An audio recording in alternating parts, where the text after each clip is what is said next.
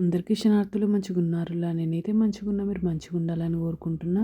ఇది నేను అమెజాన్ నుండి తెప్పించిన. ఇది నాకు 389 రూపీస్ అయితే పడింది. దీని రేటింగ్ 4 స్టార్ రేటింగ్ అయితే ఉంది. ఇది silicon full round 15 cavities mould. ఇది ఫాండెంట్ చాక్లెట్.